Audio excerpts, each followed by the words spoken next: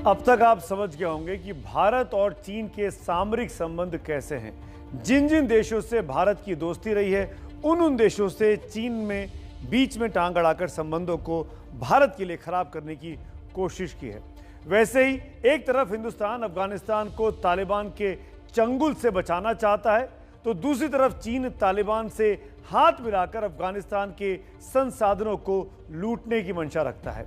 और इन सब के बीच तिब्बती धर्मगुरु दलाई लामा के जन्मदिन का जश्न चीन को अखर जाता है।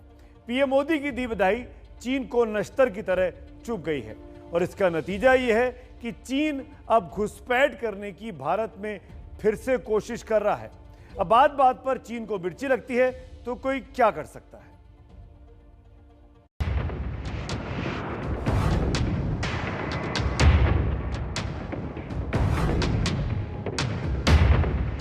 सिंधु नदी का किनारा, सामने खड़े दिख रहे हैं 8 लोग,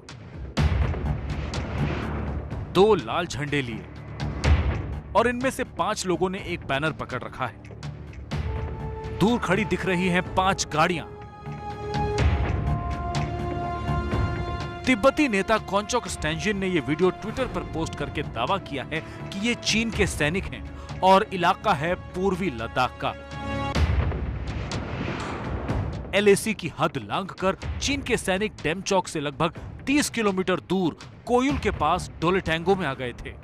इस गांव में तिब्बत के धर्मगुरु दलाई लामा का जन्मदिन मनाया जा रहा था, जो चीन को इतना अखरा कि वो घुसपैठ करके भारतीय धरती पर पहुंच गए।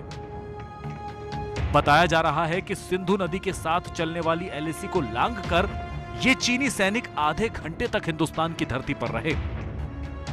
सोशल मीडिया पर सामने आया यह वीडियो उसी 6 जुलाई का बताया जा रहा है, जब धर्मगुरु दलाई लामा ने अपना 86वां जन्मदिन मनाया। हालांकि इस वीडियो को लेकर फिलहाल सेना मुख्यालय ने किसी भी तरीके की टिप्पणी करने से इनकार कर दिया है। साथ ही यह भी स्पष्ट नहीं है कि क्या भारत ने इस मामले को चीन के साथ सैन्य स्तर पर उठाया है या नहीं। यह बात जरूर है कि चीन हर साल 6 जुलाई को इस तरीके के बैनर दिखाकर दलाई लामा और भारत के खिलाफ अपनी खींच निकालता नजर आता है। वैसे इस बार चीन को ज्यादा मिर्ची लगी है तो इसलिए कि प्रधानमंत्री मोदी ने दलाई लामा को जन्मदिन की बधाई क्यों दी।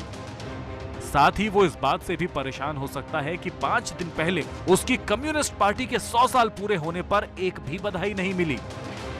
दरअसल लद्दाख के इलाके में भारत और चीन के बीच बीते 14 महीनों से चल रहे सीमा तनाव को लेकर दोनों देशों के बीच अब तक 12 दौर की सैन्य स्तर बातचीत हो चुकी है। बातचीत की मेज पर तो चीन सैनिकों को पीछे हटाने और तनाव कम करने को लेकर रजामंदी जताता रहा है, लेकिन उकसावे की कार्रवाई से बाज नहीं आता। शायद यही वजह है कि भारत ने अपने बधाई संदेशों के बहाने ही सही, लेकिन अपना सख्त रुख साफ करने की कोशिश की है।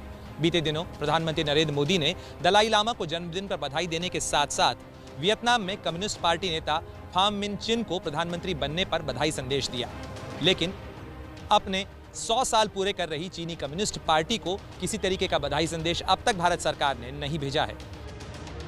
1959 में चीनी सेना से जान बचाकर दलाई लामा ने हिंदुस्तान में शरण ली थी। तब से दलाई लामा और तिब्बत चीन की दुखती रग बन गया है और अब दलाई लामा को दी बधाई ने चीन की नींद हराम कर दी है।